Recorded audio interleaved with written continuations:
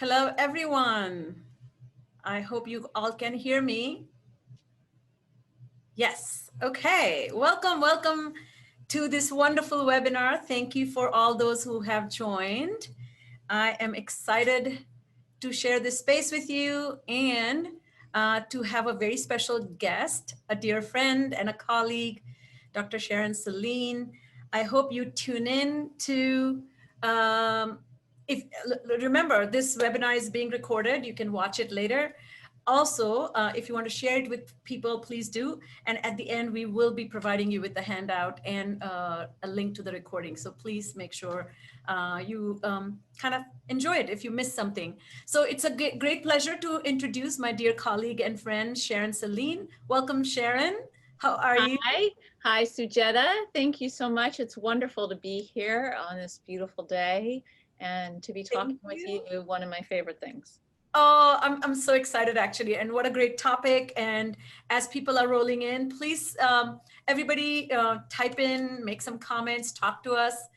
In between, we'll take a minute to look at your feedback. Tell us who you are, tell us where you're coming from, tell what your role you play. And I threw this question, why this interest in anxiety, which is a little facetious question, as you can imagine. It deeply interests all of us. So let's begin.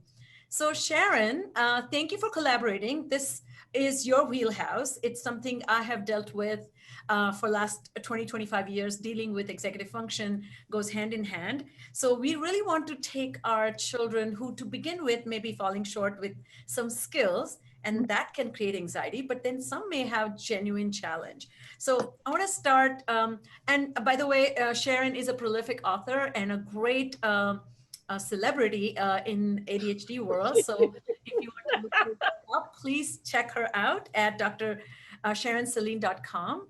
And she has written several books. Some of them are on my desk in my bookshelf. So I can't wait to list them in our podcast show notes. Oh, not podcast, webinar. So my first question to you, Sharon, is what is anxiety? Well, that's a great question. So right now, the new normal isn't anything we're accustomed to. And so I want to start by saying we all are having higher levels of anxiety than might typically be present for us. With school closures in the spring and then reconfiguring this fall, some schools are hybrid, some schools are fully remote, some schools are back in session with all kinds of changes to their physical environment.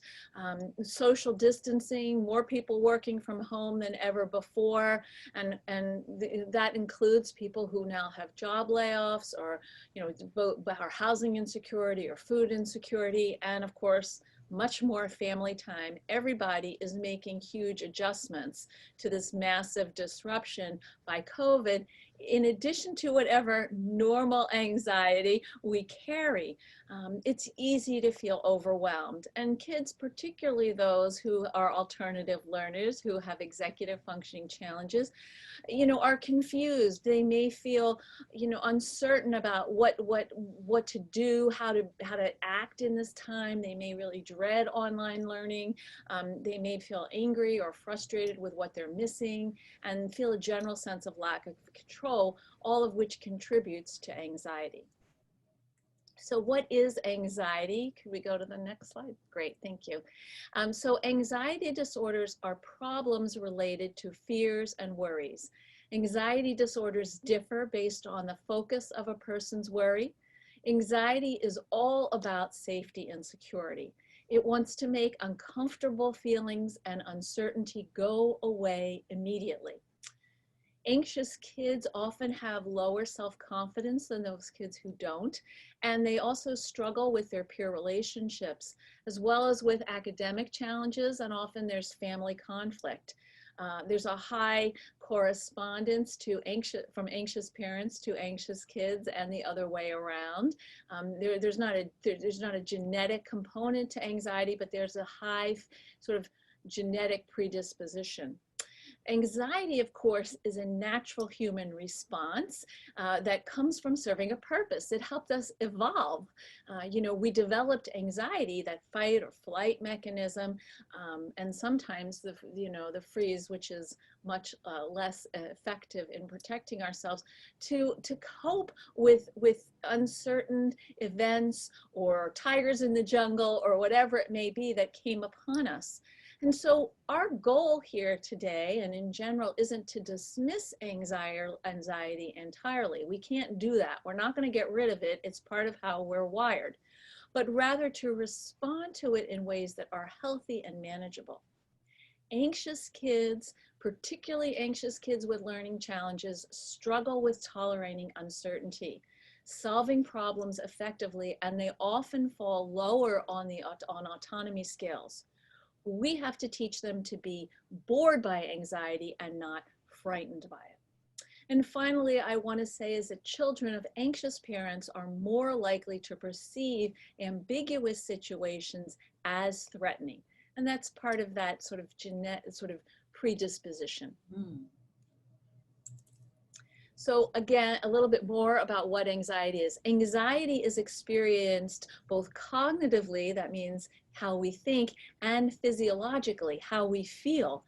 As it helped us it helped us evolve.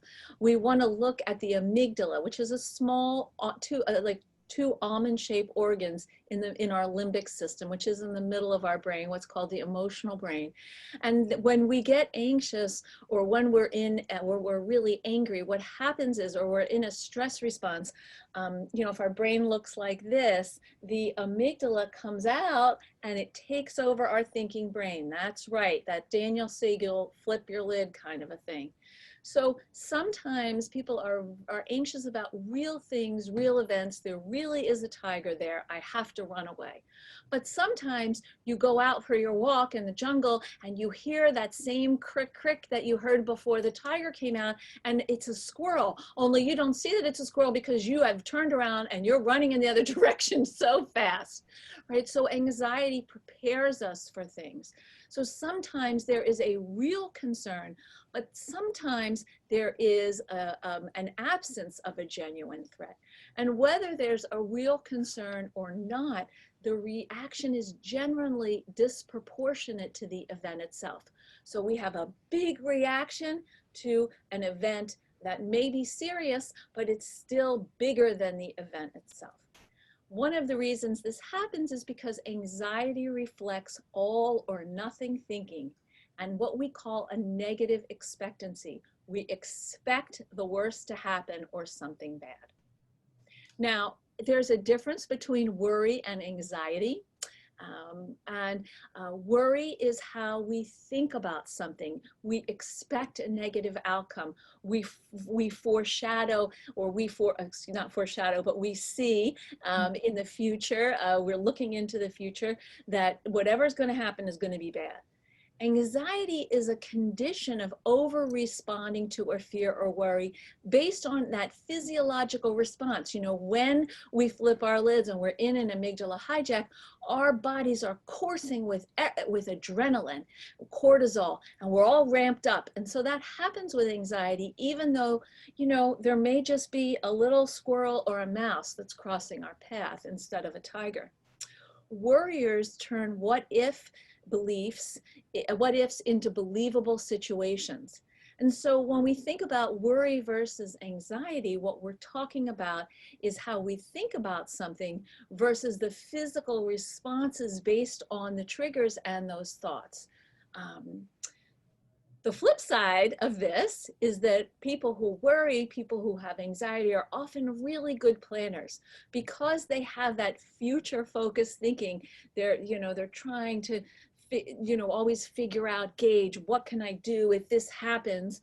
They're actually great planners, and they have very creative ways of seeing things. There are two types of worry that lead to anxiety: Productive worry is worry about doing things. I personally am a pro about this. I worry about, oh my God, I have this thing with Sucheta. When am I going to, put it together? Do I have time?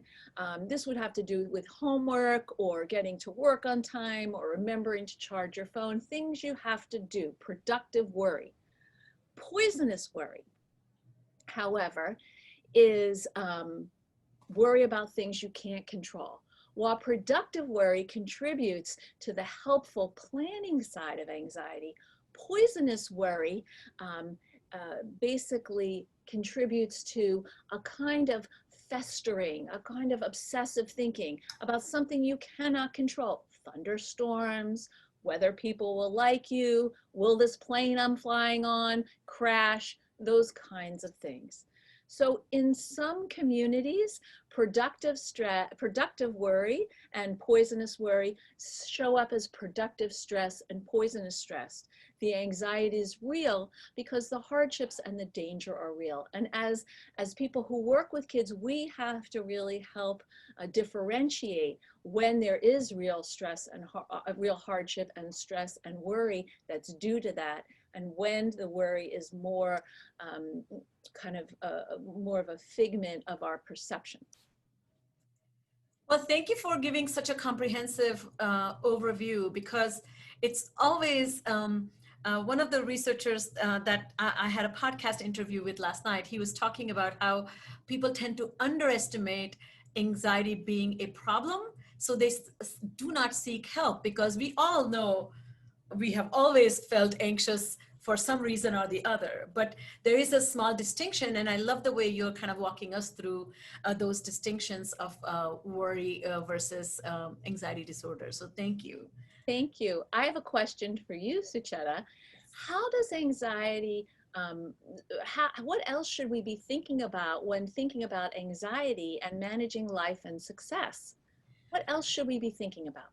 Well, that's a great question. Since you already kind of defined, I thought we'll kind of take a leap from anxiety to anxiety disorders. So okay, great. Anxiety, you mentioned that it's an emotional response to perceived physical or psychological danger. And what's so neat, if we really take the time to think about it, is the physical danger is a lot less, but not having any money in the bank to pay the mortgage is a psychological danger. It's not somebody coming and hacking or taking your house away or pulling you out of your house. So a hallmark of anxiety is avoidance, negative beliefs, and physical symptoms. The reason I have Barbara Streisand's picture is I was wondering. Because I think some may know this story already, but apparently in 1969, she got on the Madison Square stage and she was performing, and she forgot the lyrics to a song.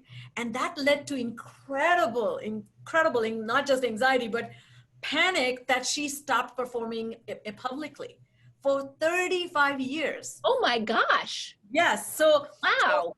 So now that when she returned, I don't know if you remember, it was maybe 10 years ago, she did one massive performance, and she had teleprompter. She had not only the lyrics, but the speech written out what she was going to say. She did not want to take chances. So that's a great example of, once you have experienced that threat or that harm, your vivid imagination never lets out.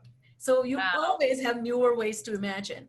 So another way to think about is to this a boon versus a curse, and how the influence or the interplay between our own anxiety with those we are with, and if we are taking care of children, or we are taking care of our spouses, or our own family members, there is an interplay. So I want to quickly talk about it. There's great research, Stack and their group did a very comprehensive study, which had 3 parts to it.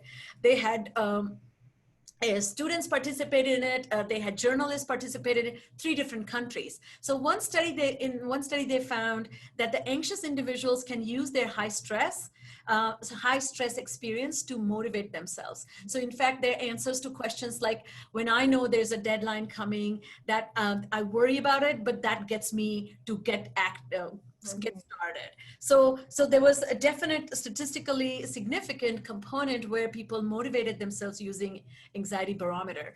In second study, they found that anxious students with higher anxiety motivation tended to have better grades. Guess what? You started with saying that people who feel anxious tend to prepare a little bit more because they know what failure may feel and not just feel but look like. And the third part of their study, they found that they interviewed journalists. Those with higher anxiety motivation tended to report higher job satisfaction than those who had lower anxiety motivation. So I feel this was such an important way to observe a role of anxiety in our and I had another, those who listen to my podcast know this, but I had a guest who studies boredom. And boredom is that existential crisis that I want to stop doing this, but I have no motivation to do something else. And so that the flip side of anxiety or not having that propelling force, you are going to experience boredom. And the other part that I was going to talk about, these are triplets, as you can see. The Santa Claus's face doesn't look that cheery, even though he's like saying ho ho ho. So there is something called emotional contagion. So we tend to synchronize and mimic not just people's physicality, their arm movements, facial expressions, but we emotionally let that carry to emotional coverage. And I love this concept that emotions silently spread and people act as transmitters or catchers. And there's a great amount of research that has been done about transmitters and their psychology versus the catchers. So those who catch, that means I don't feel anxious, but I'm with anxious person, I am going to begin to feel anxious just like they do. Now imagine if you have a teacher who is anxious. Imagine if you have a parent who is anxious. There's going to be incredible influence of that on your behavior. And this is a great study talking about teacher anxiety, that instructors, and particularly self-efficacy studies, show that the instructors who are more expressive are likely to induce students to be more expressive. And in return, that makes them feel effective as educators or as professionals, and they report greater satisfaction as well. So this is such an important component to bring to your teaching or to your mentoring of people. And the last study I wanted to kind of talk about is this 800 students in Indiana were studied, and the researchers found that when anxious parents with math anxiety try to help their children with homework, what they found that children were likely to learn less math. So it did not show the same effects with anxious parents with math anxiety, but they never helped the students with their math homework. So this is a really important that you bring some of your, the researchers contemplated maybe you're bringing some of your own attitudes and your own negative experiences, and you're superimposing, or you're showing incredible impatience because you know not being good at math had meant something to you, and now you see your child having the similar difficulties. So what I want to say at the end of this is, an important thing to remember about anxiety is the Goldilocks effect. You need adequate anxious feelings to propel yourself, but if it is too overpowering, then you're going to be paralyzed, and then you're going to experience avoidance, negative thoughts, illogical negative thoughts, and physical symptoms that simply by somebody tapping on your shoulder and say, hey, it's okay, it's not a big deal. Have you tried, right? Trying to tell an anxious person, don't worry, is the worst advice somebody can give. Absolutely, because it feels diminishing and minimizing to them. It's like, at least validate that I have this worry, that there is something that makes sense. Like, it's natural to feel worried at this time, or of course you're worried, instead of, don't worry about it, you'll be fine. So I love the way to frame it is, look at your worry as failed problem solving, and you know, approach like CBT is talking about a cognitive behavioral approach to your thought distortions, your emotional maladaptiveness. But if we looked at life's problem as I'm failing to problem solve, then you can tap into self-directed attention. Yes. So that's what I was thinking about when we started talking about anxiety. I thought this might be good information to share. Fantastic. I really like it a lot. I have a question then. What are the signs of anxiety in whether it's in our offices, in a clinical setting, in classrooms, or at home? How does that look like? Well, that's a great question. So anxiety disorders are problems, of course, related to fears and worries. And they differ based on the focus of a person's worry. As I said before, anxiety is about safety and security. It wants to make uncomfortable feelings go away right immediately. Anxious kids often have lower self-confidence, and they are justifiably anxious right now. You know, all kids are justifiably. Some are afraid to leave the house. Others are worried about returning to school or seeing friends. We have to address their fears with information, coping strategies that goes into that failed problem solving. Like, how are we going to help kids create effective strategies for dealing with the fears, and plans of action. So one thing that we want to talk about with kids is, you know, particularly for parents who are watching, is what are you anxious about that might be spilling over onto your kids? Identify some of your own concerns, so that you can manage them without broadcasting them to your kids. Now, you talked about transmitters and catchers. For a long, long time, I've talked about the export-import business. So, you know, you may be in the export business, you have anxious feelings, and you're kind of exporting them, and your kids are in the import business. Or sometimes in relationships, one person has big feelings and lets them all out, and then the other person might be more withdrawn or quieter and imports them and carries them. And so we want to make sure, because kids have this amazing unconscious antenna that picks up what's going on with the adults around them as well as with their peers, that at least the adults are managing themselves first. You know, in my book, I talk about the 5 C's of successful ADHD parenting. And the first C is self-control.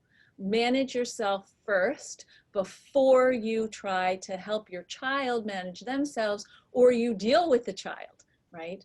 The other C's, in case you're interested, are compassion, collaboration, consistency, and celebration. I just don't want people hanging there like, what are the other ones, Dr. Sharon? So one thing that I think is really important to say in terms of the signs of anxiety is that untreated anxiety can lead to depression. And there are some real warning signs that as parents and educators, we want to be apprised of if we are seeing them in kids. So the first thing that we want to look for is, and could we go to the next slide, please? Is that when kids might be quick to anger, or what I always want you to remember as adults working with kids, that anger is the great gatekeeper. It's the first thing out of the gate. It's the first thing that sort of stands there. You'll see that. Behind the gate, we will see sadness. We will see fear. We will see hurt. We will see disappointment. We will see shame. So when kids are irritable, that's a sign for us that there's some underlying emotional situation, okay? If we're seeing increased isolation, kids are withdrawing from interactions with their peers or participation in classroom activities, that's a sign for us that there might be something else going on. And finally, for parents, if we see over focus on screen time. Now, this is really tough to determine right now because there's so much focus on screens. But you know, when kids basically spend 7 or 6 or 7 hours a day on a screen, and then all they want to do is be on the screen afterwards, that's a sign for us that something's out of balance here. You know, we want screen time to be an adjunct to regular life, not the source of regular life. And so is screen time used as just in pleasure and enjoyment, or is there some avoidance that's attached to that?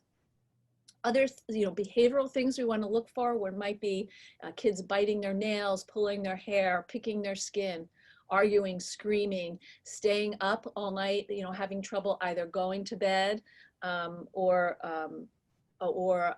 even waking up. Withdrawing can be a sign that I'm overwhelmed, I can't cope. hitting people, breaking things, having poor concentration.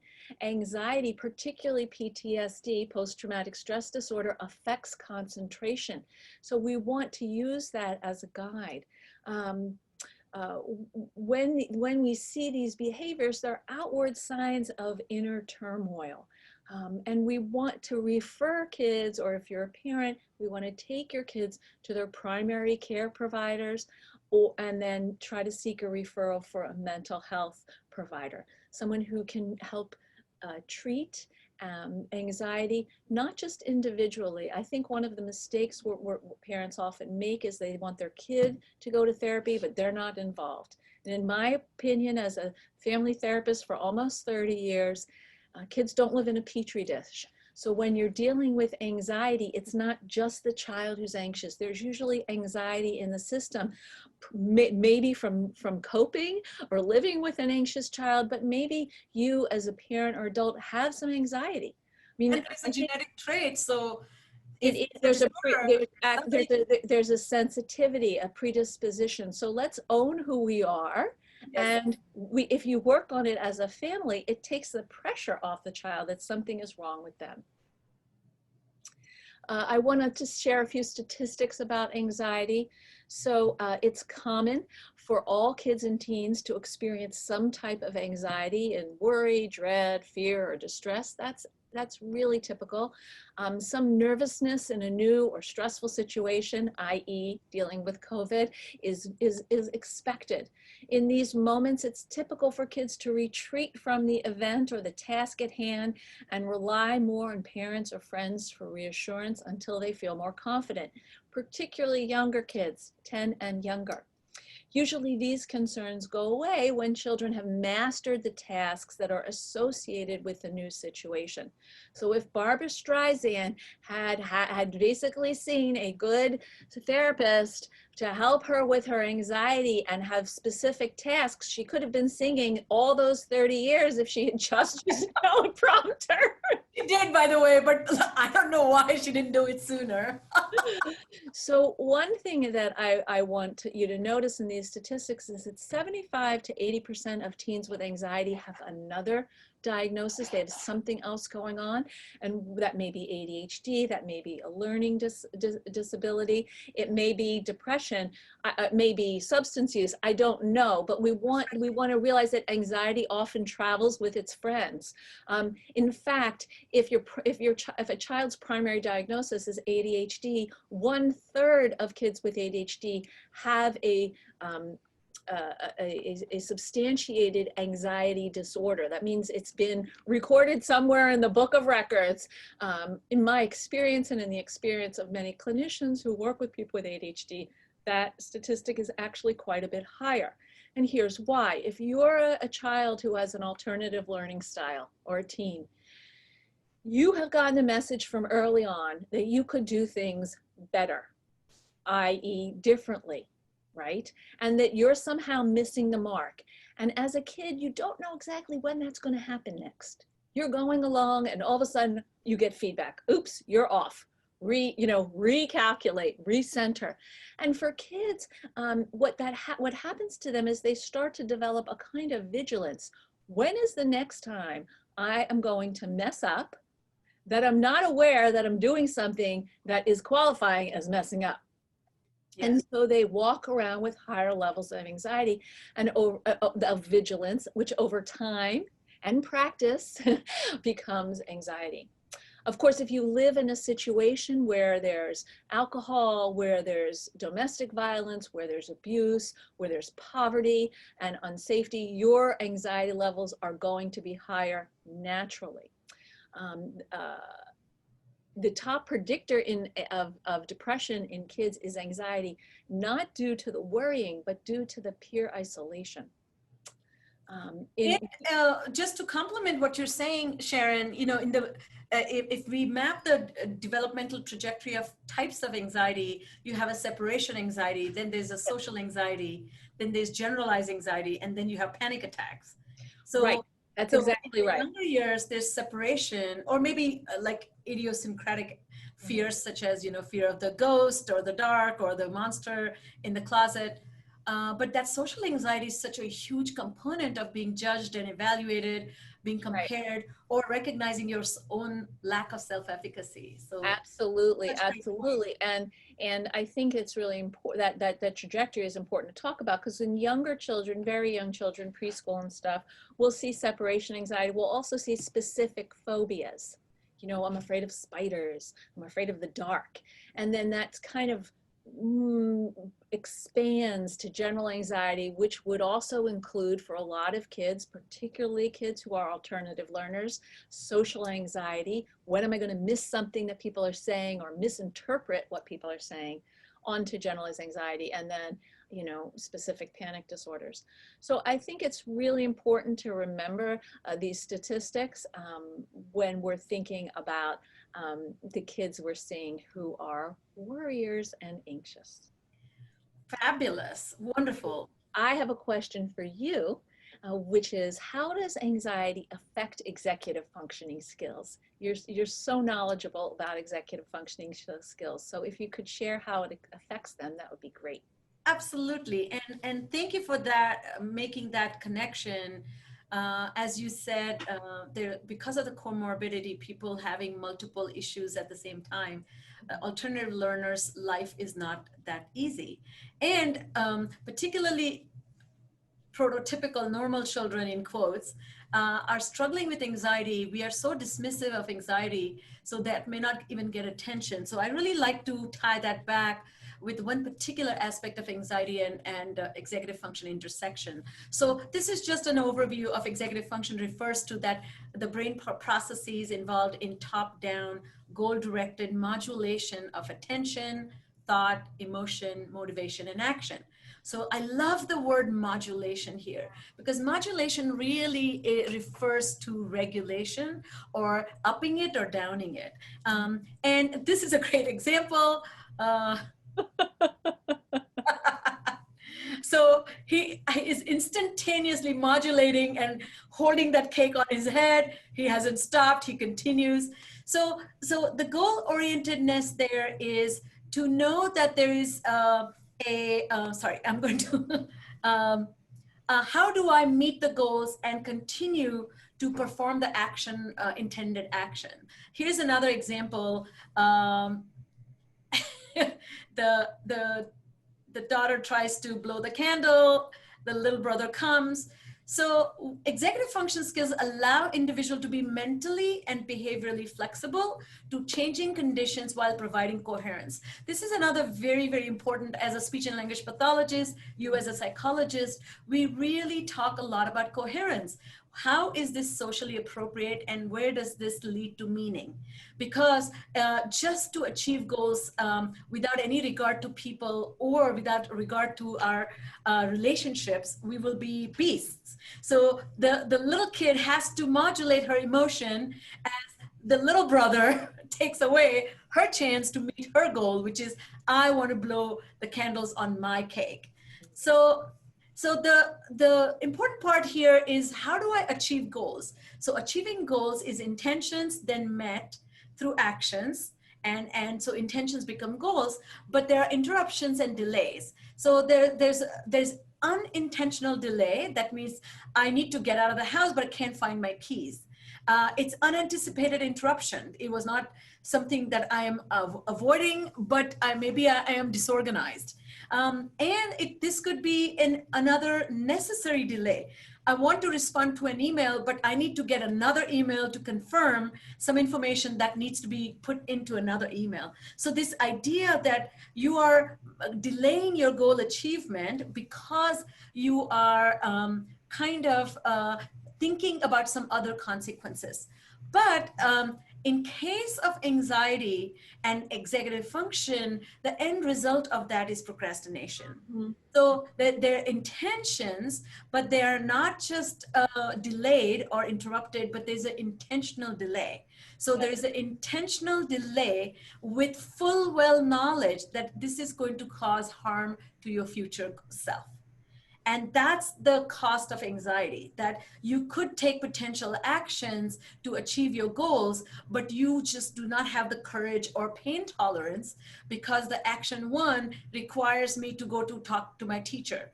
Action 2 requires me to actually crack open the math textbook. Action 3 requires me to actually clean my backpack out. That is extremely stressful, and that leads to a procrastination. So procrastination is voluntary delay in intended course of action despite expecting to be worse off because of the delay. And this is so, I don't know if you suffer from procrastination, but it's rampant. So again, I like to remind people, so imagine you want to buy a car, but now you have to go through decision, do I buy a brand new car? Do I buy a secondhand car? Or do I need to take my father with me? How much money do I want to put? Do I want a hybrid, electric, or a fully gas? And the options are countless, and that can be paralyzing. So sometimes the alternatives or potential actions are so massive, the options are massive, and hence that can also cause intentional delay. So the biggest thing that individuals are not aware of is it affects task performance, and it affects emotional standing. And that's the cost of doing business with self and these unknowns of the world. So this is my favorite clip from Seinfeld. I never get enough sleep. I stay up late at night because I'm night guy. Night guy wants to stay up late. What about getting up after 5 hours sleep? Oh, that's morning guy's problem. That's not my problem. I'm night guy. I stay up as late as I want. So you get up in the morning, you're warm, you're exhausted, groggy. Oh, I hate that night guy. See, night guy always screws morning guy. There's nothing morning guy can do. The only thing morning guy can do is try and oversleep often enough so that day guy loses his job and night guy has no money to go out anymore. So there's, as I was saying, the biggest a disconnect here from anxiety and procrastination is complete disregard to the future self. And in fact, research actually shows that people who procrastinate tend to show perfectionist concerns. They have general anxiety or worry. They tend to ruminate or have lower mood, and even often get diagnosed with generalized anxiety disorder. Mm-hmm. So I think that again, I don't know in your practice you see, but I see chronic procrastinators in my practice, and their focus then is on the result of their action of not taking action. But I like to bring their attention back to what are the fears and avoidances that they're engaging in. So the last thing I'll say here is procrastination leads to low productivity, physical symptoms of actually, having stomachache or cramps or chest palpitations. There's a lower mood. You kind of are reporting generalized reduced well-being. And I think when you talk about executive function, that underproductive, like I like to tell people that I work with highly capable underachievers. Mm-hmm. So what is the marked significance about their difficulty is they know they're capable, they get the feedback that they're a lot more capable than they are showing or producing, but they have no way to know how to achieve. So there's a general sense of incredible dissatisfaction with self and life. And that's why it's so important to tackle that. Mm-hmm, mm-hmm. Yeah. Wow, that's so rich, Sucheta. I do procrastinate because I'm human, and I think most humans procrastinate. And I just want to say that I feel like I sort of have categorized procrastination into three buckets. Thank you. The first is perfectionism procrastination. You want it to be just right, and if you can't get it just right, you're just not going to do it. The second is avoidance procrastination. I really don't like this, so I'm not going to do it. And plus, I think if I failed at it before, why bother trying? And then the third one is productive procrastination. I'm going to do something else that needs to get done that's smaller, so I can feel like I'm doing things, but I'm still not going to do that big thing because that's related to my avoidance. And so I think, when we think about anxiety, anxiety really sits behind perfectionism procrastination. You want to get it right. You're anxious that you're not going to get it right. And productive procrastination. I'm worried about doing that big thing, so I'm going to do these other things which will alleviate some of my smaller worry. So I really liked how you talked about the effects of procrastination. Thank you. And I think so interesting, Sharon, I think we have talked about people desperately want to get a handle on themselves.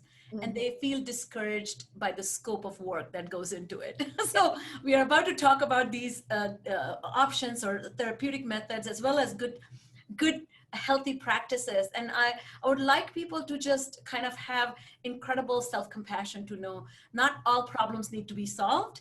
But I think if you have a little bit more respect for anxiety, even your own anxiety, I think you'll be more tolerant of your crazy behaviors. So please, those who have tuned in, thank you for joining us. Please share your thoughts in the chat. If you have any questions for Sharon and I, please ask. So Sharon, I have another question for you. This is our last round of questions, is what interventions do you recommend for parents and educators? Great question, Sucheta. Thank you so much. So we want to approach anxiety instead of dismissing it or minimizing it, and look at it through a different lens. It's the reaction to the worry, not eliminating it, that makes the difference. We want to teach kids and ourselves to learn to step back and see how our anxiety is operating instead of reacting to its fearful demands. This is what I call the zoom out process. Okay, so anxiety means that a student is being pushed into a situation where they do not have the internal skills to manage it. So it is a skill-based deficit. So we have to teach them those skills. And of course, we know, I'm sure you know this, Sucheta, that life is impossible to live without feeling uncomfortable. You have to figure out how to push through those feelings to build competency. We could have a whole nother webinar if I asked you if there was a time in your life where you were unsure and you did something anyway. You summoned up the resilience inside of you so you could bounce forward, as I like to say. So the executive functioning skills such as planning, prioritizing, organizing, and emotional regulation are all part of this different approach to anxiety. Could we go to the next slide, please? So one of the things that we want to do is to separate the signal from the noise. So there's an actual signal of danger. And there's the noise of our worry, blah, blah, blah, blah, blah. So worry says, you can't do this. You're not going to be able to do this, right? But then there's also the reality, which is, I am willing to try something. I'm willing to feel unsure. I'm going to grab onto my courage. As an adult, you can, if you're a parent, you can put your arm around your child and say, we are going to take that anxiety on. You see that anxiety monster right there? Get ready. Let's draw our invisible swords because we are marching, right? So we want to gamify dealing with anxiety without minimizing it or laughing at it. We want to try a worst case scenario exercise. If someone follows their worry to its end, what happens? So you ask questions such as, and then what?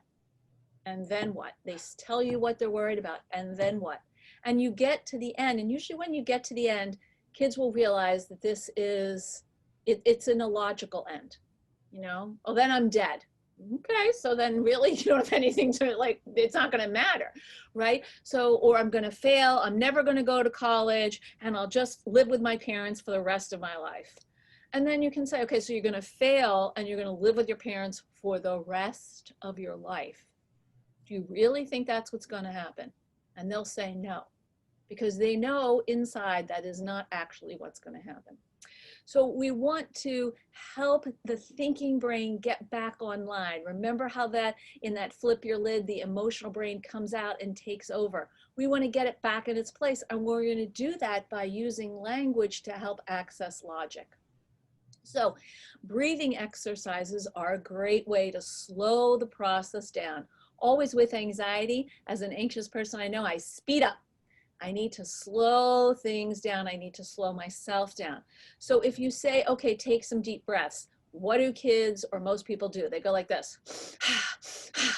Not going to help. So you want to do other things, because deep breathing is not accompanied by cognitive shifts.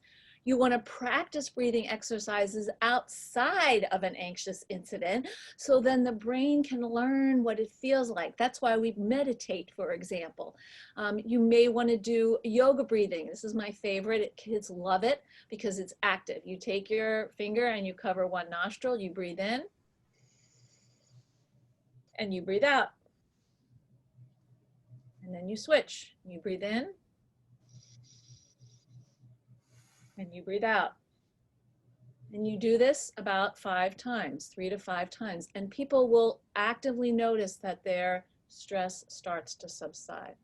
You could also do the breathe in for 4, hold for 4, and exhale for 4. Now, one of the things that we have to do when we're looking at anxiety through this different lens is to stop reassuring and start encouraging.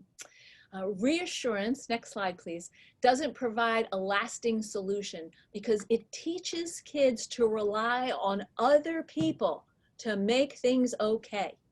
Now, I don't know about you, but me as an adult, a middle-aged woman in my life, there's no one I can call to make things okay for me. I want that. You can always call me, Sharon. No, I'm just kidding. I can call you. Oh, thank goodness. My husband's like, you know, he tries to solve it for me. I don't want him to solve it. I just want him to acknowledge that I'm having a hard time. I'm going to come up with my own solution. So reassurance, while it might give kids a short-term decrease in their current level of anxiety, it's a long-term increase because then they use the adults around them as a crutch versus intentionally talking to themselves in a way that helps them move forward bravely. So you want to validate instead of reassuring. You're right to be scared. You're not sure you can handle X. It's natural to worry in that situation. And you want to maintain your support in the face of the most irritating, irrational, frustrating, scary behaviors that kids are showing you because they feel out of control, which is why anxiety exists in the first place. Okay, so one thing that we want to do is we want to name and acknowledge the feelings, particularly right now, of things that happened in the spring, fears, and validate what happened and not ignore them. This will be prep work for what's going on and what may come as we head into the winter. We want to notice what has worked in the past. Anxiety is great at amnesia. So it creates amnesia. You cannot remember what you did at the last time you were afraid of something. So we as adults have to hold that memory. We want to write it down, put it up on the refrigerator, put it in their desk, something that they can refer to in their notebook, where we have some successes, some situations, and we're going to build on them by paying attention to these positive shifts, these mindset, these shifts. We're moving from a fixed mindset to a growth mindset, and this reduces that sense of dread. We're going to talk with kids about any concerns they're having regarding school this fall, health, safety, social concerns, and we're going to figure out some ways to respond, give them some language. What do they say? I work with a number of kids who have ADHD. I would say 95% of the kids, all the kids, maybe 100 that I work with have ADHD. And a lot of them have co-occurring conditions, learning disabilities, anxiety, depression, bipolar, sometimes high functioning autism. And what they need is help. Language, words to say. So when someone comes up to one of my clients and they would say, you know, blah, blah, blah, what do you think? And my client would freeze. She'd have a trauma response. She would freeze, right? So we came up with a phrase. I'm not sure, let me get back to you. That's all she needed. And she would walk away and then she would come back with the answer. But what she was doing was just turning and walking away. So people thought she didn't like them. So we want to come up with some actual doable things. I encourage you to brainstorm 2 possible plans for right now, in particular, dealing with anxiety. So what kids, what we're dealing with right now, and a worst case scenario options, just so kids who are anxious know that there's something they can lean into and fall back on. We're creating a new normal, and we want to adapt and welcome new rhythms instead of fighting them. It's really important to foster resilience by focusing on what available resources you have, whether it's safe social interactions, outside exercise, tutors, better educational intervention tools. Let's focus on those. That will help reduce anxiety. Love it. I think one of the suggestions, I've always made that, but I find that even more meaningful, is to have a life outside life. Yes. Because anxiety becomes so consuming that you're now trying to either help manage, or you're worried for how hard life is for people, particularly if you're taking care of children. But I think sometimes just like maybe a bike ride, you know, like we are going to do cooking class together. So now cooking is something that you can collectively engage. There's no grading, there's no nothing to be achieved. I really appreciate what you're saying about this, and I really like the idea of anxiety causes amnesia. So true. Right, and what you're talking about, Sucheta, which is my next slide, is about resilience. Resilience is the antidote to anxiety. So resilience occurs when we take our skills from previous situations in the past where we learned or succeeded at something, and we apply them to a new situation, especially one that challenges or frightens us. Big worries can feel intolerable. Kids need to have a struggle and meet it. We all did this. This is how we learn to be competent. And so resilient people bounce back when problems arise. They don't blame others or themselves. They ask, what could I do differently? And this leads to opting for curiosity over anxiety. Instead of, instead of saying to ourselves, I can't, I won't, it won't make a difference, or I worry about, or I don't know what to do, ask, I wonder, or what if? You know, that just that simple shift in language helps shift our mindsets. So all of this business about not knowing related to COVID can fuel natural anxiety. But instead of persistent worry, you can control and lower the volume on your anxiety, reduce the frequency by shifting to curiosity. This will also assist you in overcoming anxiety amnesia. So instead of feeling shut down, you feel open. So I know I'm being very mindful of time. Yes. Do you want to take care of this slide? Do you have any? Yes, so what I want to say is when you're worried, we want to understand what is the goal. So what is the goal what do you really want? I want to be able to write this paper. I want to be able to talk to people on the playground. I want to be able to get on the plane and go to my sister's wedding. You know, what do you want? Then we have to talk to the worry. What is the worry telling us? What could we say instead? Was there a time in the past when we faced a worry that felt debilitating to us, and what did we do? And then we want to bridge to success by linking those times of success that we encountered in the past, that we fostered, that we created, to what's happening now. Reminders, those visual cues, are bridges. Are there words? Are there phrases? Is there a picture you can think of? What is going to help? And finally, we want to take a long view and use humor. Sometimes this might mean writing your worries before you go to bed, putting them in what I call the worry motel box, and then they'll be there and you can pick them up in the morning. You know, let's have a little bit of play with it. Nervous emotions are a natural part of living. Love it. Thank you so much. And I can answer this last question. Great. Thank you so much. How do you suggest nurturing growth mindsets? I'd love to hear. Thank you. So I think we you and I came up with this wonderful title that we want anxiety puts you in such an opposite spectrum of curiosity that we want to really teach children and adults to manage anxiety and take them to develop skills. So yes, management is really important so that you can get your bearing, but eventually you want to be skilled. So, so I think one thing in my practice, there's a technique that I have developed. It's called meta training, which is mindful examination of thinking and awareness. And I call this anxiety pact. Beautiful. It's so beautiful. Thank you. Thank you. So I call this make a pact with anxiety. So this is what I do with anxious children and adults. So P stands for putting up with the pain or discomfort. Yes. A is to analyze tasks and errors. C is to commit firmly to the future self. And T is take prompt action. And I think there is no substitute to taking action. Action means act now. So I'm being very mindful. So I'm going to give you a global overview, everybody. If you revisit some of the webinars I have talked about, but each subsection can be a presentation by itself. But let's start talking about, and Sharon, you addressed it, so I don't have to do this, but to think about managing the pain or discomfort one feels of having something that you're trying to avoid. Most important thing to me is to hand back the power to children to respond. Choose your response.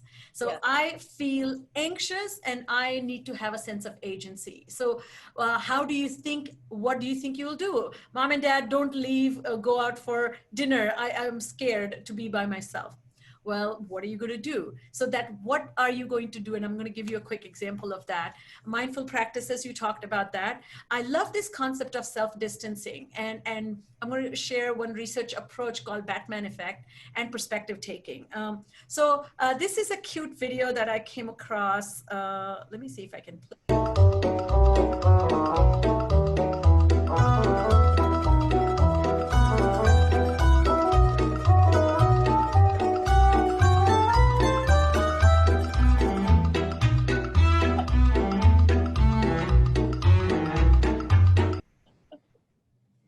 So I love this idea of monster spray. So the kid is really young, has fear of darkness, fear of monsters. And so what you want is the agency is the child having the spray bottle and knowing when I'm feeling that monster is going to get me, I'm going to get the monster. So the creativity that parents can do, but this idea of taking, like you said, let's have this invisible sword. Similarly, I think having some sort of action that child feels that has capacity to act on is really powerful way. The second example is the Batman effect. When I used to do groups, I used to have capes. So there's a research group from Minnesota who did experiment of giving children a Batman cape. And so they would ask them to problem solve, and then they would ask them to problem solve with a cape. And the question was, what would Batman do? Yielded much more effort, much longer sustained attention, and engagement with a difficult task. So they were given these bunch of keys to open a treasure chest. And children with Batman cape persisted because they were not themselves, they were Batman. Batman wouldn't give up. I love this so much. So I think if you're dealing with younger children, this can be really, really effective. Second is perspective taking. I don't know if you know this, the hashtag, the Child Mind Institute came up with. I'm going to share this is Kristen Bell, actress, and there's so many people in performance industry who have come out to talk openly about their anxiety and depression. Hi, my name is Kristen. I have suffered from anxiety and or depression since I was 18, which was 20 years ago. What I would say to my younger self is don't be fooled by this game of perfection that humans play. Because Instagram and magazines and TV shows, they strive for a certain aesthetic and everything looks so beautiful and people seem like they don't have any problems, but everyone's human. Everyone has problems. Everyone feels yucky on the inside sometimes.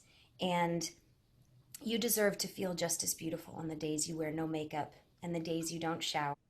So I just wanted to share this approach because I think there is a hashtag, I don't know if it says my younger self or my, I think in my practice, I have done videos for Dear Future Me and advice from my current self to past self. Particularly when it comes to worry, you give advice to your past self. And when it comes to executive function management, you give, you speak to the future self all the promises about your commitment. Lynn, thank you, Lynn, for your question. I see that there was a quick question here that are there different approaches for individuals with situational anxiety? For example, and Lynn is a dear friend and a colleague, all of our students right now, including masters and undergrads versus trait anxiety. And how do we differentiate between those if we don't have access to their health histories for our students? So I will let Sharon answer and then I will answer. Lynn, bear with us. I'm just going to quickly finish a couple more ideas and then we'll quickly address. One quick thing I will say, anxiety to me, particularly if you are supervising, if you're teaching, and if you're responsible for somebody's learning, a gap in achieving goals can be a good sign of a failure to meet goals and kind of having some embedded grades for self-reflection. And in that self-reflection, if there are prompts provided to the students about if there is an anxiety, and I've worked with schools, I worked with a school for 3 years, and one of the, in their science class, we tried this, that the teacher would give 10% of the grade for writing the planning difficulty or executionary difficulty and planning success. And if the student reflected, that they received the 10 additional points. The idea there is to separate the process from the outcome and our results and then empower them. Quickly talking about a couple more strategies, analyze the task and errors. I do task glitch list. And after having maybe 10 glitches, you kind of look at the pattern as you were talking about earlier, Gestalt. There's also real important ways you can alleviate anxiety is to help people identify the implicit expectations. I think they are tripping over themselves because they're not really sure what the expectations are or what the implicit expectations are. And the last thing about this particular process is the value and the purpose. There was Walter Mischel, the famous a psychologist who came up with the marshmallow experiment. He himself talks about this imagining himself with lung cancer to quit smoking. So having this type of future and a purpose to take care of that future self can be a good commitment to activate cooler executive function rather than the hot executive function when it comes to emotional brain taking over. The third is commit firmly to the future self, which I have been talking about it. But one thing about this commitment to future self is I do vision boards with students, what kind of student you see yourself to be. And Lynn, maybe this might be an answer too. A vision board is, again, qualities in me that I see myself have. So this is not like Oprah's, secret vision board. I want to be a millionaire. In fact, I actually, many years ago, first time a student came to see me, he was 18. He was hating high school, did not want to do anything that anybody was asking him. And I said, what would you like to do with your life? He says, I just want to be a millionaire. That was his goal. How? There was no plan, but he wanted to be a millionaire. So I feel that vision board can really be of very helpful, where you're describing your character, your characteristics, and your performance, like who you see yourself to be. What will you be doing as that person? So I want to become punctual. One of my personal aspirations is I really, really want to become patient. So what would a patient Sucheta do? She will listen to people's stories, even if they're boring. That's my commitment to my future self.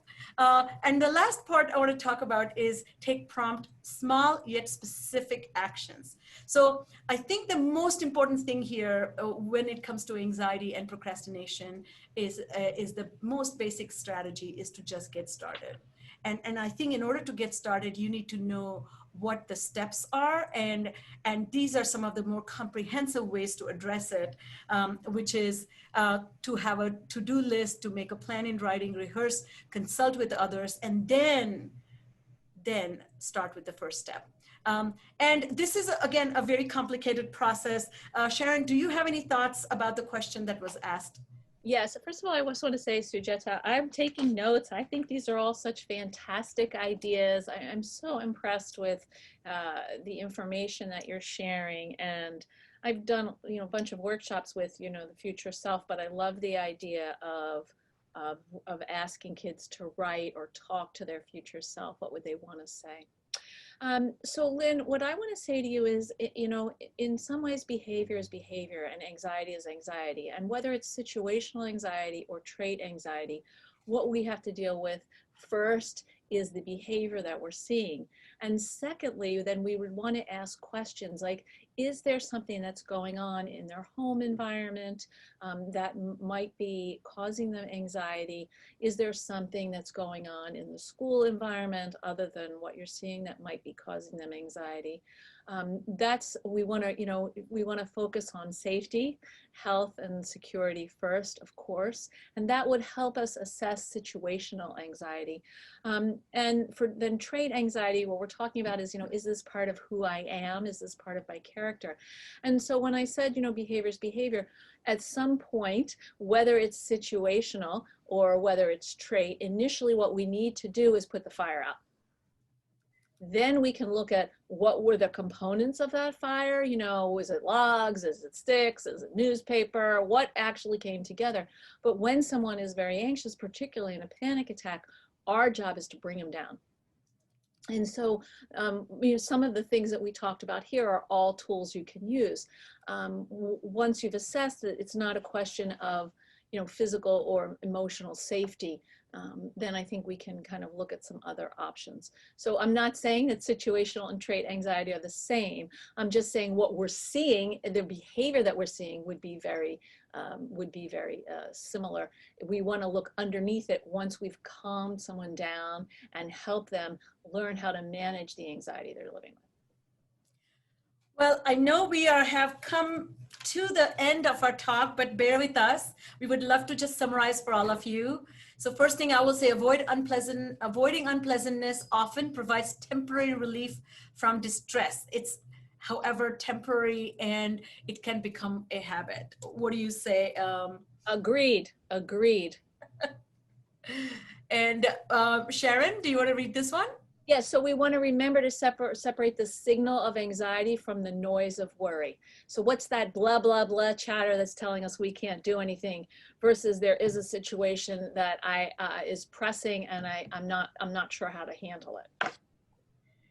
Remember that we are transmitters and catchers. So the emotional contagion, particularly anxiety and all the things you listed in the beginning, Sharon, which is this incredible impending doom that we feel with COVID, election, fires, cyclones. and I think we, particularly those like you and I in healthcare or teachers who are providing services, taking care of people, we come home and we become catchers and then become transmitters or vice versa. So just be mindful of that. Avoid reassurance and focus on the skills from previous successes to guide kids in the present. Love that. And resilience is the antidote to anxiety. Focus on building skills. That matters so much. Opt for curiosity over anxiety. Wonder instead of worry. I just love that. Wonder. What a great emotion. Wonder, awe, something that makes me so curious. I'm a very curious person. And finally, make a pact with anxiety. I think it's our obligation to learn to take care of ourselves because anxiety is pervasive and it's so much to do with general well-being. So we thank you. Thank you, Sharon. You are amazing, brilliant. Thank you, Sucheta, you are equally amazing. Thank you for everyone who joined us. What a privilege and a pleasure to be with you today. Thank you, everyone. Take care and have a wonderful, wonderful day. And good luck with kind of your invisible swords, everybody. Yes. Good luck. Bye. Bye. Oops. Okay, see ya. Oh, sorry, go ahead.